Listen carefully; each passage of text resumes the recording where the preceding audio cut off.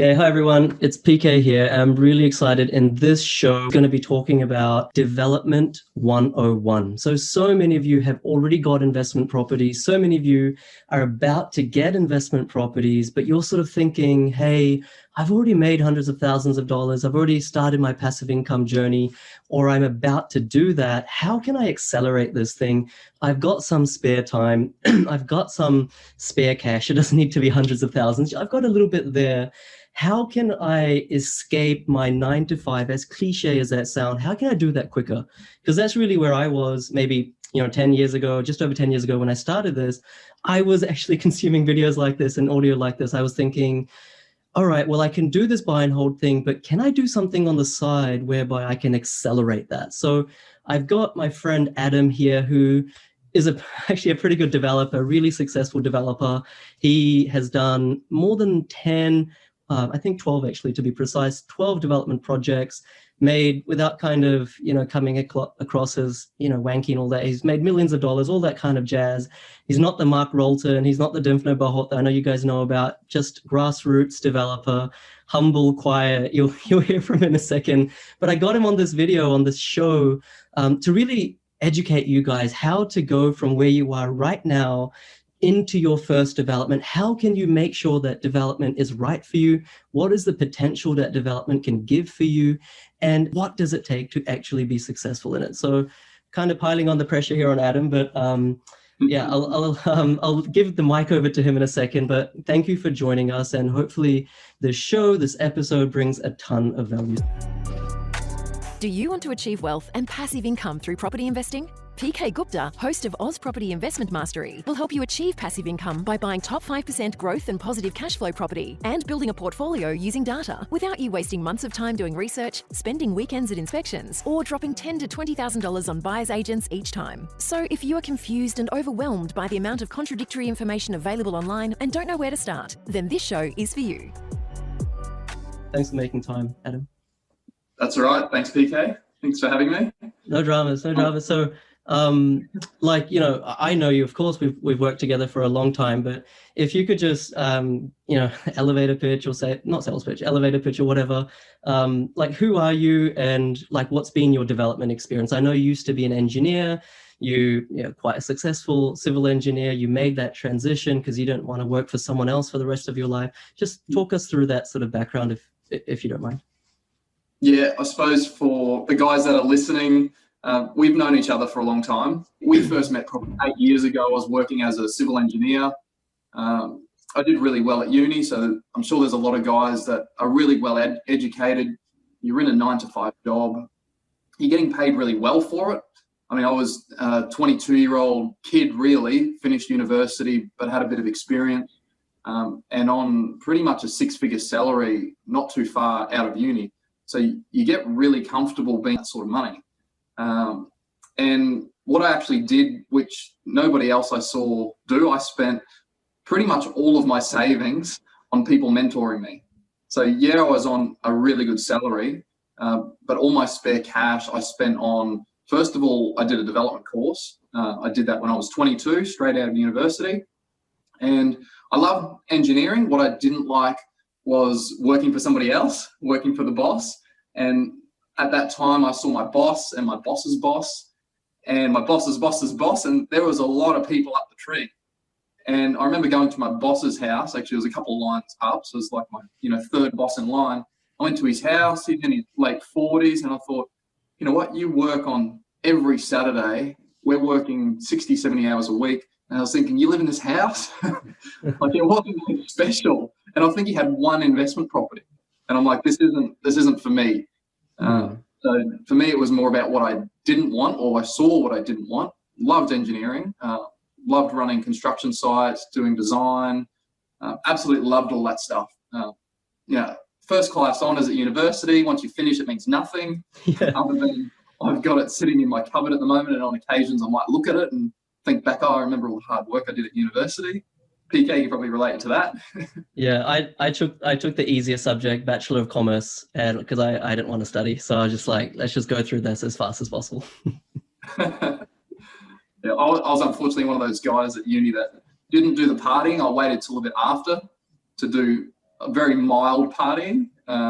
Anyway, worked really hard at uni. Finished. I actually spent a lot of my savings at the time. As soon as I finished university, I went and did a course. It cost me $5,500. I put it on the credit card because I didn't have the money to pay for it. So yeah, it went on the credit card, and 6 months later, so I was still 22, I contracted a $1.1 million development site. This was in 2010. So 11 years ago. I'm 33 now, giving away my age. Hopefully you can't see too many wrinkles. So contracted my first development site, which was in a suburb called Morningside, 5 kilometres east of Brisbane CBD. And how I actually did that was using none of my own money. So I went to this course, paid $5,500. They said you can do property development using none of your own money. I was like, great, I'm going to do that. And the funny part was that I actually believed that person and actually went and did it. So I think most of what holds people back is disbelief. So, I mean, if you wholeheartedly believe in something, and there's many books written about this, Think and Grow Rich, Power of Positive Thinking. If you wholeheartedly believe in something, if people tell you no, you kind of look at them like, excuse me, what? No, I know it's possible. I just saw this other person do it. So yeah. If I did it, I know that it's possible. So that development ended up being a $3 million end value development. So I bought it for 1.1. So yeah, first development down, $3 million end value, made some money on it, completed that. Last one sold in 2013. Since then, I've done a dozen renovations, smaller 1 into 2s, 1 into 3s, 1 into 7, 1 into 10. And at the moment, the company that I'm a director of, which is AdPen, so AdPen Properties, we've got a bit over $100 million in the pipeline, and that's due to be completed in the next couple of years. And that literally all started from doing a development course over 10 years ago, where someone told me you could buy property using none of your own money. So yeah, it's been a bit of a crazy ride when I think about over 10 years ago, and now developing multi-$100 million projects in my combination between all of them. And I was just mentioning to you before that I'm looking at buying, larger land subdivisions. There's one I'm working on at the moment, which I didn't mention to you, but it's 500 lots. Yeah. So larger scale developments like that. And the reason is that there's a lot of small developments and there's a lot of people playing in that smaller space. Yeah. And you can make really good money in that smaller space. I've seen guys make, and I've grown up with guys that have been mentored by coaches and been around that scene. So I've seen a group of guys doing splitters, 1 into 2s, 1 into 3, 4. One of my clients, one of my investors, actually just does renovations. He made $500,000 last year from doing renovations. And he said he was on track to do $1 million this year. So there's some serious money to be made at the small end and at the big end of town. You just got to know really the hacks, and it's only a few little things that you need to know to be different from everybody else that's trying to do it or trying to make money from it. Yeah. There's, one little hack could make you $100,000. So I saw it like that. I invested over the last 10 years. I've probably invested, I don't know, maybe 300,000 or 400,000, probably more actually, in mentors. That's crazy. People coaching me, and when you're investing that sort of money, you make it work. Yeah. There best be a return on investment on 400K of courses and mentors, and geez, that's a lot of money. We're definitely not recommending people start off with that kind of money to splurge. It's a great story, right? And so you started with nothing, and the thing that I always said to you, even from when we first met, was you kind of have developers who become successful and they kind of then they start wearing the suits and they start driving the cars. Nothing wrong with that, but the suits and the cars, they melt into their mind and they become very materialistic. Adam's family man, young family. The thing is that most people who are probably watching this, you guys that are watching this, you're not wanting to buy the fancy car. You're not wanting to get the $2,000 suit. In fact, I just sold all my expensive suits because I'm never going back to work, right? I don't even want a suit. You just want freedom. And that's really what you want. And the thing that you said before, Adam, that if you know something can happen, if you know something can exist, if you know something can transpire, then when someone says no to it, you're just like, what? That doesn't make any sense. Like, the world is a reflection of your own consciousness. And so you've kind of, I wouldn't say you've made it, but you're definitely making a difference to your family, to your clients, to your investors. You know, you're living your passion. You know, the people that are watching this, listening to this, they want to know, what can they do about it? So, you know, you're probably listening to this, you're probably watching this right now, guys, and you're thinking, all right, well, I'm in a 9-to-5 job, I'm an accountant, or I'm in banking, or I'm in IT, or I'm in finance or engineering, or whatever profession. I do want to leave my work, not because I hate it necessarily, but I don't want to be doing this the rest of my life. I want to be earning an income of at least $100,000 passively, hopefully through property. How can I get into development? Like, Adam, what advice can you give people? What is the first step that they should do, not to become like you, because we should never imitate or copy others, but to resemble your type of success? What's the first step they need to do? So they've got maybe a wife or husband, they've got kids. What should they start doing right now? You know, beyond just the kind of, oh, just get educated, you know, that kind of thing. Like, tell us. And this is the kind of stuff I'd be genuinely interested to know if I was in those shoes as well. That's a good question. I was going to say get educated. Because that's obvious, right? People are listening to this or watching this because they're getting educated. Like, what are some pearls of wisdom that you would have loved to hear in those shoes when you were 10 years ago? Like, if you could share some. Yeah, I think looking back, actually, the advice that I got, I think, was pretty good. You can buy property with none of your own money. That was a pretty good, like, when you're 22, just finished uni, I didn't have a lot of savings. It was, I mean, someone told me you can buy property with no money down. I was like, okay, like, there's no questioning. And it's funny talking to people that are a bit older, generally older, I'm not saying that about everyone, but they've been conditioned. They've been conditioned by what other people have said.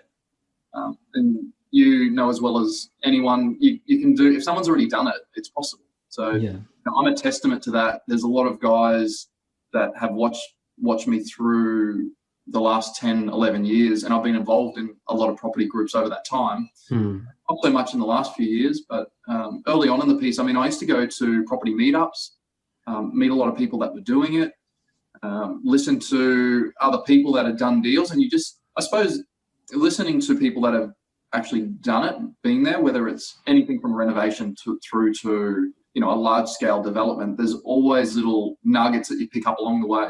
So I used to think if I went to a course and it was, whether it was free or $100 or whatever it was, I just thought, even if I just got one thing out of that course that could make me 5 or 10 grand, like, that was worth sitting there and listening for a weekend or a day. So I did used to go to a lot of different courses. What I came to realize, and I don't want to paint this in a negative light, but what I did come to realize after some time is most of those people running courses actually didn't do it themselves. So not all of the strategies, and I don't want to sound negative, but most of the strategies are a bit BS. And now looking at, I mean, sometimes I see guys posting stuff about their developments, and I don't like when people put false information up on things about the development. There are particular strategies that can make you a lot of money, and there's a reason why big developers get to be big developers. Is everyone had to start from somewhere. And I suppose getting to that bigger end of town, they know strategies that, you know, other people don't. So I've met developers, many of them that are worth hundreds of millions of dollars, even billions of dollars, through other people, just being in that circle. And I can guarantee they're not teaching courses. But I mean, that aside, I don't want to sound negative, that aside, one strategy that could be, you know, vendor finance, or, you know, how to get an investor on a project, or even just how to buy a project off market, 10% under market value. Just those strategies, you can apply them to not even development sites, just buying just a renovation, or even just a buy and hold. So the same strategy or same skill set can be transferred across no matter what you're doing, buying any particular property. And I suppose it's just looking through the lens a little bit different. So if you look for something, you always find it. So, if you're looking for the color blue, for example, you're always going to find the color blue. Mm-hmm. So what you're looking for, you will always find. So what I find a lot with a lot of my clients, and when I say clients, that's people that either joint venture or invest in projects with me. A lot of those guys are do their own developments. And what they generally do is they have a model. So everyone has their own little niche, and it's about finding the niche. So at the moment, I realize my niche, and I was just saying to you before, my niche is land subdivisions and commercial mixed use. So mixed use retail, fuel, fast food, childcare, shopping center. That's currently my niche, those two models. So when I look at a site, I'm looking at it through that lens. So if you're looking for, say, for example, a renovation, you're going to look at a property through that lens. And once you look at enough, that model just becomes like instinct. You see a property, as long as you know that area in that market, you see a property, like, bang, that's a good deal. You see a property, no. So it's just about getting through the rough to find the diamond. So, when you think of like sieving, like when people used to sieve for gold. So you just got to sieve through a lot. You find a good one, you just know it straight away. And it depends on what lens you're looking through. So if you're looking for splitters, if you're looking for 1 into 3, 1 into 4, you just develop a model that you stick to. I see a lot of guys that they're looking for development sites from Cairns to Sydney to Melbourne, and that's their target area. So how can you know such a big target area? So it's about being focused. I mean, you might spray a lot of paint on a wall or throw a lot of mud on a wall. Some of it might stick, as I'm sure people have probably heard that saying. Mm-hmm. Some of it might stick, but when you're target and laser focused and you know exactly what you're looking for, you find it pops up. If you're looking for the color blue, you're going to find it. If you're looking for blue, pink, red, orange, green, turquoise, there could be a lot of different colors coming up, and you think, oh, what am I looking for again? Does that make sense? Yeah, 100%. And like in the development space, the thing that I always learned and the thing that I was always taught was try to understand all the strategies at a high level, but then go deep into one. And then when you go deep into one strategy, focus really only just on 1 or 2 or 3 suburbs or a small part of an LGA. And then really become an area expert. And so then you can very quickly reverse engineer all the development deals that have happened with that strategy, let's say a 1 into 3, and you know exactly which ones were profitable because you reverse engineer the outcome, and then you can just replicate what was actually practical, possible, and profitable. So yeah, that point of becoming niche, of being laser focused is really interesting. I think people often get confused because there are so many strategies, right? Like, just to name a few, obviously there's your passive strategies, which isn't development, which is just buy and hold. And then there's you buy, renovate, and hold, which is still fairly passive. Buy, renovate, sell, and then cosmetically, then buy, renovate, sell structurally. Then you've got small things like splitting blocks, and then 1 into 2 subdivisions. Then you've got 1 into 2, 3, 4 townhouses, and then you've got more commercial where you're building a service station adjoining a fast food retail outlet, and then you've got large scale subdivision. There's so much stuff, right? Like, I'm just talking about a few. For the person who just wants to get going, is a small renovation, cosmetic buy, renovate, sell, is that what they should be focusing on, Adam? Or is that a little bit too small? Should they go straight into buy, renovate structurally and sell? Is that where they should start? Or is it entirely possible for someone brand new off the street, no experience in development, for them to be able to do a 1 into 2 subdivision and build townhouse or a spec home at the back, or a 1 into 4 townhouse development? Like, what is possible? What should people be thinking about when they're thinking of becoming a developer? Yeah, anything's possible. We each have a certain skill set. I'm an engineer, so I've got strengths. I also have a lot of weaknesses. So you mentioned like the strategies. I think there's really, just to define it and make it really clean cut, there's 2 strategies. One is passive, buy and hold. The other one is active. So don't be fooled. Buy and hold is very different to buy and develop.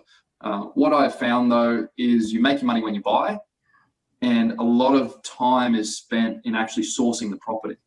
So once you find a good property, imagine finding a good buy and hold where you've just made like 100 grand on buying it, just an average property. You bought it, that's $1 million. You just bought it 10% on the market value. There's 100 grand. That's more than the average income per year. And you've just done it on one deal. So if it took you a year to find it, it will have been worth it. So imagine going in, buying a property, looking at it as a buy and hold, you make 100 grand, and then over time it grows. And you literally don't have to do anything. Maybe you have to give it a paint job every so often, you get a tenant in there, you change the taps, whatever. So that's your passive. And then on the active side, think about making 100 grand on the way in, but then there's an upside of another 200,000, and you can do that over 12 to 18 months.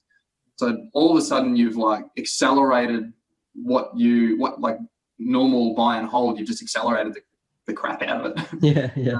And once you do that, once you add the value, you can either sell it and then, cash in your chips and go again. Yeah. Or you can keep it, refinance, pull out your equity, and go again and do it again.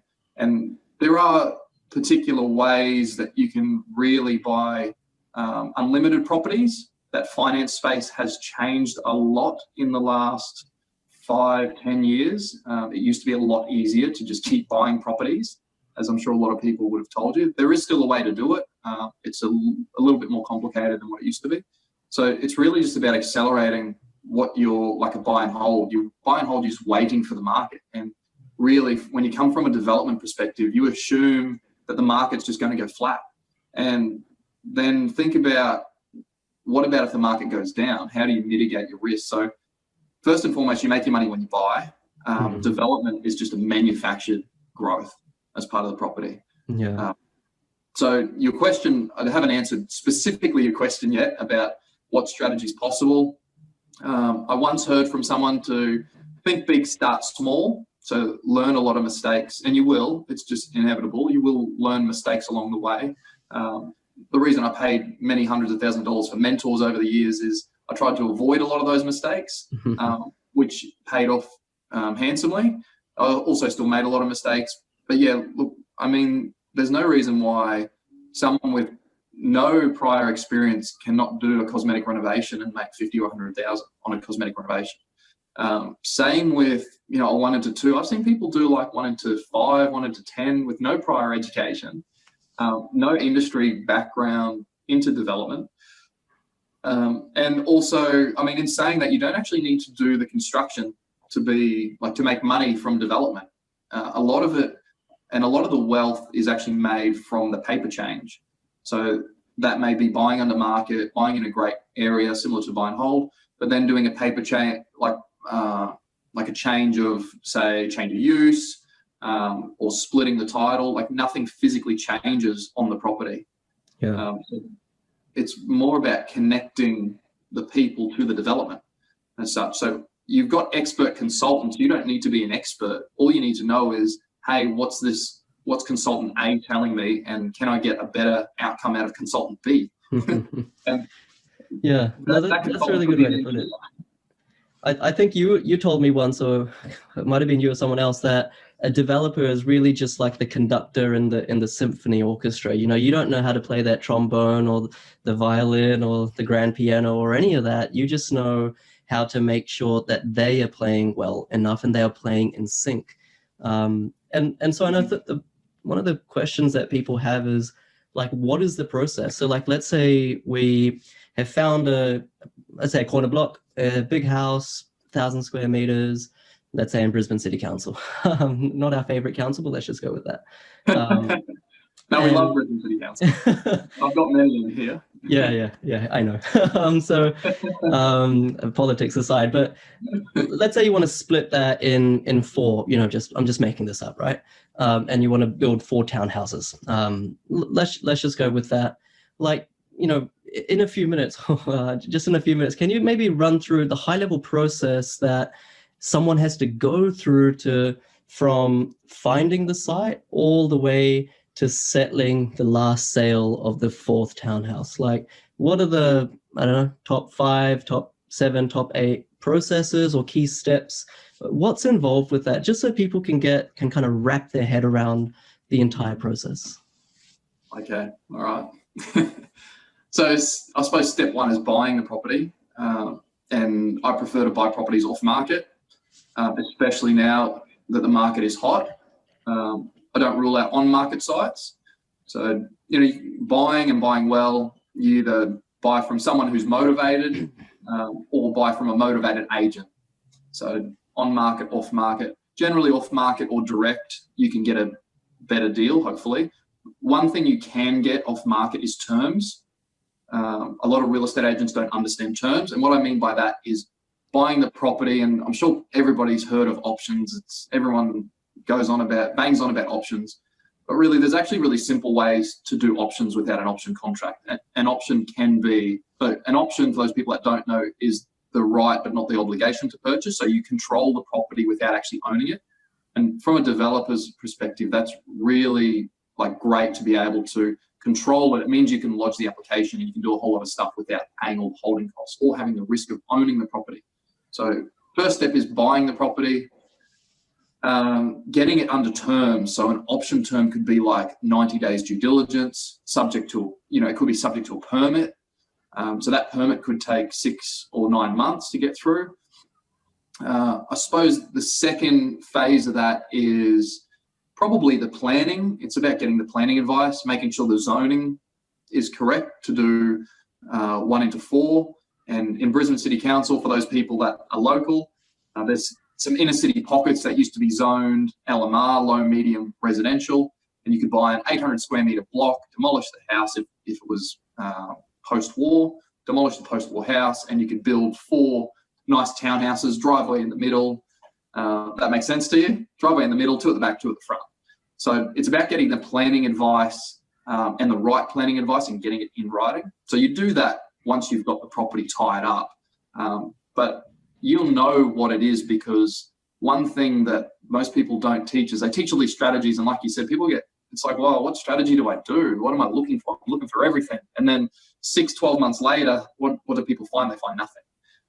Well, they find nothing that works because they're just jumping around between too many. So you'll already know, hey, this 810 square metre block, it's going to be able to fit 4 3-bedroom townhouses. I already know the configuration: driveway in the middle, 2 at the front, 2 at the back.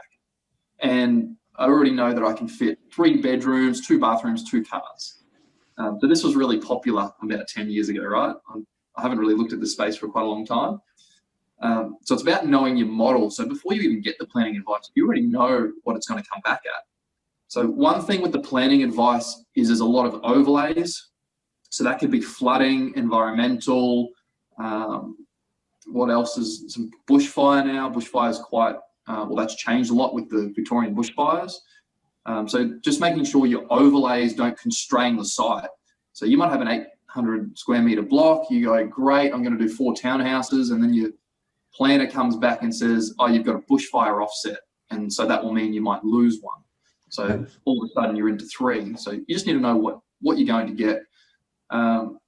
One of the early steps, once you've gotten through the due diligence, it's actually knowing the numbers, doing the due diligence, but then being able to do that quickly. So like I mentioned before, you sieve out the ones that are no good and you look at the ones that are good.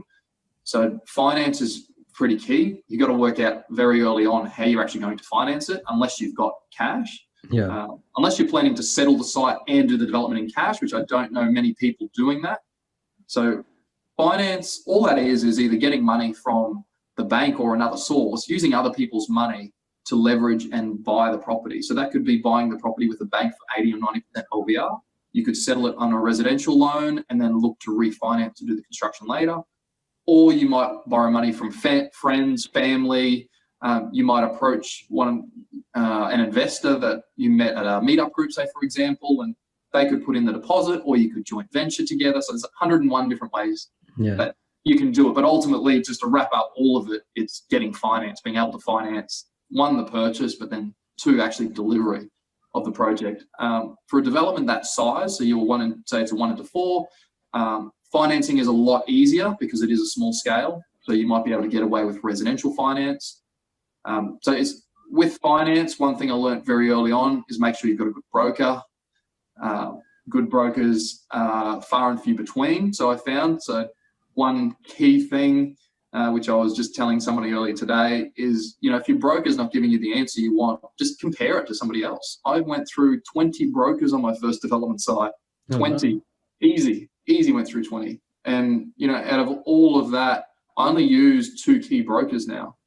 And I did have relationships with some good bank managers, but the bank changed their policy. And when the bank changed their policy, a lot of the good lenders left. A lot of the good bankers, they left. And the guys that are there, they're constrained by whatever the policy is in CBA or Westpac. Yeah. Whereas a broker, they can do everything. So, you find a good broker, you can finance a site, you can save yourself a lot of money. On a project that size, you probably don't want to do pre-sales just because of the size of it. One thing people want to do is they want to do pre-sales. In a hot market, you could probably get pre-sales by hardly even advertising. In the last 10 years, 11 years, I've never seen the market like this. Yeah. And getting pre-sales has never been this easy. So one thing just to remember on that is, when the market's hot, you can get sales, pre-sales. You don't even need to be good. But when the market slows, it's about being able to get those pre-sales or those sales, even in a slow market. And, you pick the right area and you build the right product. Property always sells.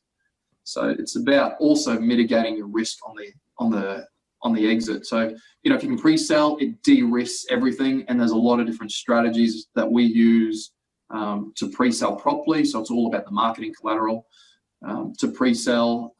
And pre-sell a good product is probably the other thing. You see a lot of crap, rubbish that gets pre-sold at high premiums. I'm not that person that wants to pre-sell something and then 10 years later the property's worth less than what we sold it for. Yeah, for sure.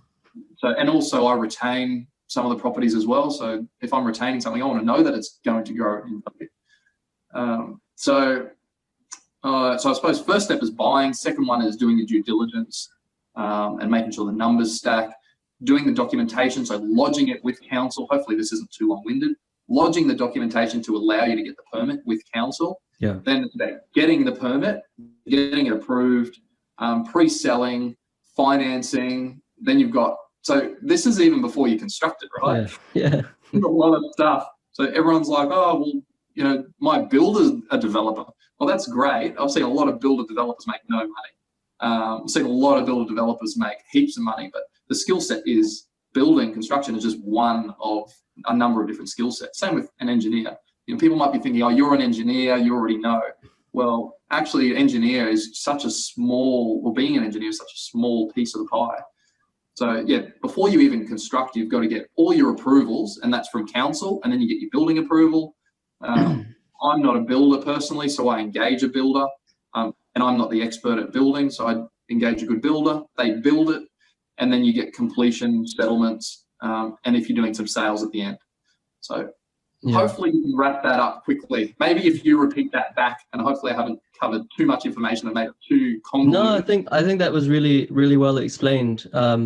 Because I think, especially, I can speak for myself, when I first started looking into development, as simple as it sounds, just tell me the process. Actually, it's hard to find the process online and from someone who's actually done it. It's easy to put 5 boxes on a piece of paper and say, this is the process. But the granularity, the detail, the nuance is so different that it's good to understand why they are what they are and the order that they're in, not just the title. So I think you did a great job. So if I kind of echo that back, first of all, it's actually finding the site, buying it, and ideally buying it off market, under market value, make your money on the way in.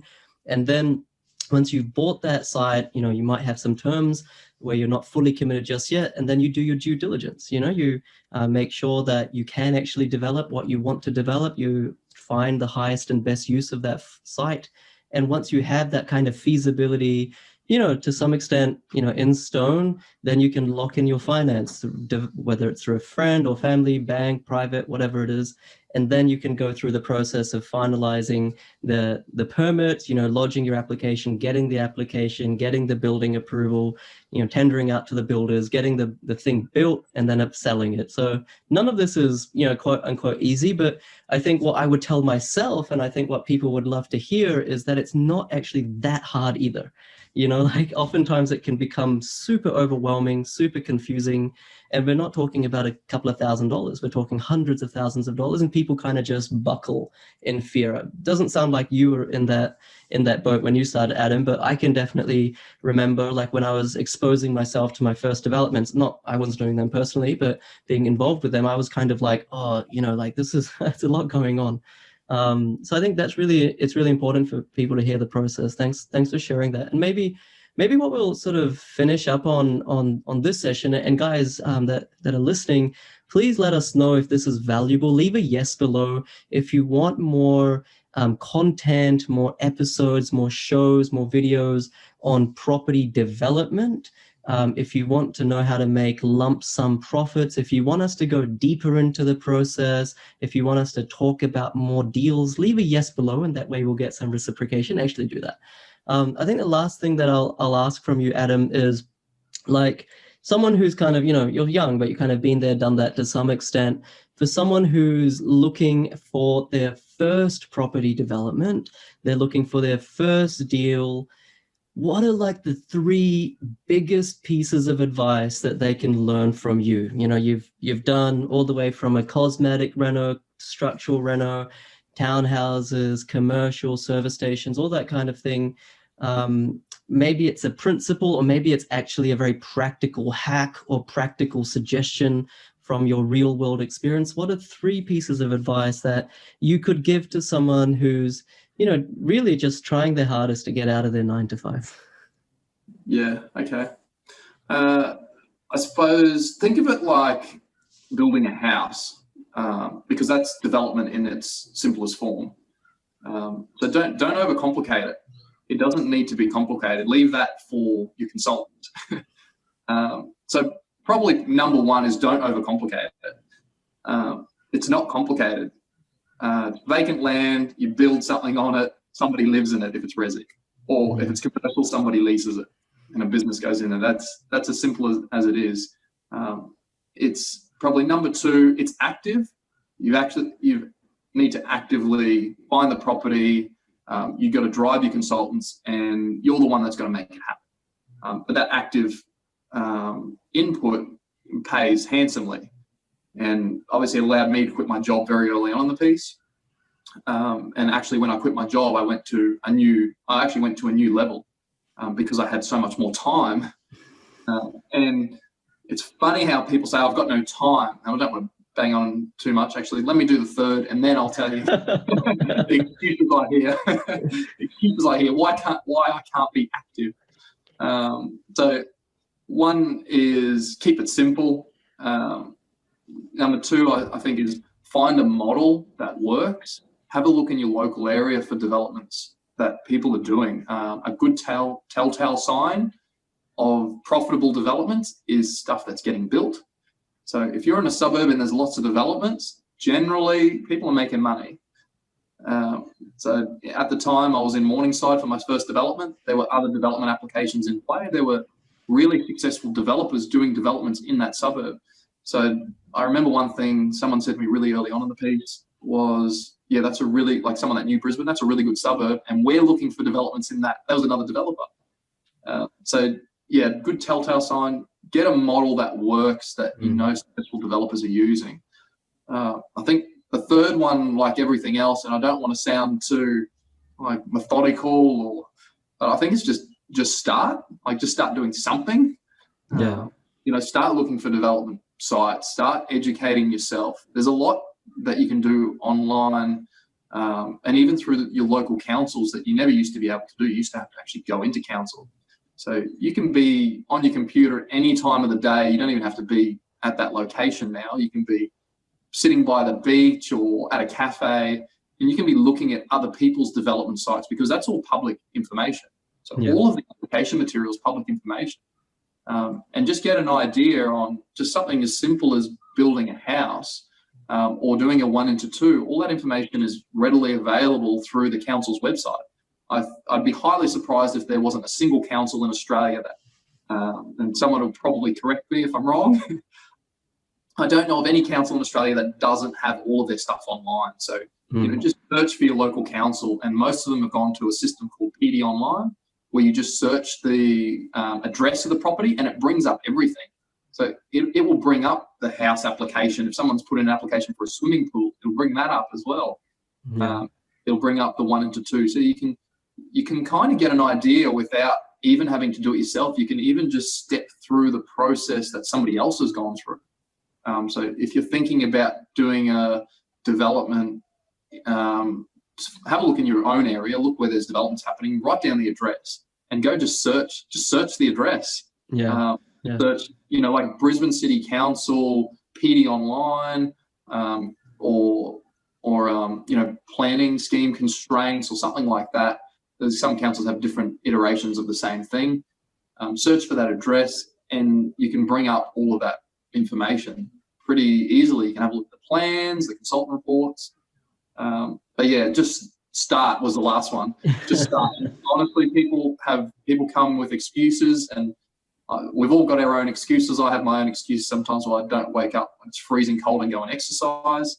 But my reason was to get out of work. But when I was 22, we were working 60, 70 hours a week at work by the time I was 25 before I ended up finishing up. I was doing 80 hours at work, and then I'd go back to my room and do another 20 hours on doing my development site. So if people are working 40 hours a week, you got so much free time. You don't have to spend 20 hours a week doing it by any means. I mean, even just a few hours a week just to start. And you could do a few hours a week for 12 months and make 100 grand. And it might end up being more than what you've made in your job. Yeah. So, I think it's not about time at all, right? It's kind of a little bit fluffy to say it, but it's really about drive. If you have the drive, you make the time. It's as simple as that. Yeah. And also the skill set, being focused, spending the time on the right things, not the wrong things. Right. So there's always a learning curve with everything. Yeah. So you might spend time looking at applications. That's going to take a bit of time. You may not know what you're looking at to start off with, but if you look at it enough, it just becomes ingrained in what you're doing. It's the same with anything. Same with riding a bike.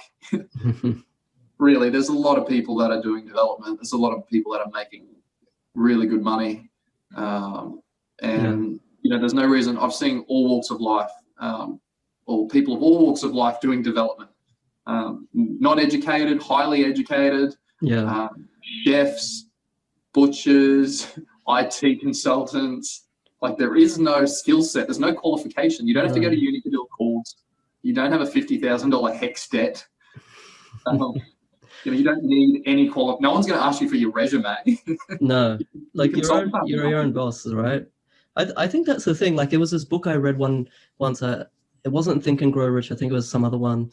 And they literally said, there'll come a day where you see, someone you went to school with, someone you might have been a colleague of or a friend from the past, and you see them and they're super successful. Now, monetarily, in a materialistic concept, they're super successful. They've got the money, all that kind of thing. And then you kind of think, hey, that person wasn't even that smart, or that person didn't even get the grades that I got, or that person, wasn't even that driven. I mean, they never even studied as hard as I did, right? I think everyone can relate to that. Those people who are so much more successful than you, but you're like, they weren't even more talented than me. It's not about talent. It's not about formal education. It's not about anything. The people who are successful are the ones who start. Simple. That's it. You start, you take one step, next step, 3 steps, 4 steps. Adam is way more intelligent than me. I can say that much. I did a Bachelor of Commerce, but even I can do it. Anyone can do it. It's not that hard. No, but thank you. I really resonated with that last one, because that really is a success ingredient for anything in life, whether it's money or anything, relationships. You just have to start, right? Just take the first step. All right. Relationship, do the due diligence. Yeah, do the due diligence. And then decide whether or not you want to proceed. Yeah, figure out the right strategy. Anyway, slippery slope. No, but thanks for your time on the show, Adam. I really appreciate it. Anything lastly that you want to say? No, thanks, PK. Thanks for having me. Hopefully people have gotten value out of the video. And yeah, we would, I suppose, like to share a bit more if people like it. If not, no hard feelings. Thank you for listening if you're on my podcast. And as always, guys, my Facebook community, I'm always grateful that you're part of my community. I'm always grateful to be able to serve you. My name is PK and this is Adam, and you have a fantastic day ahead. Catch ya.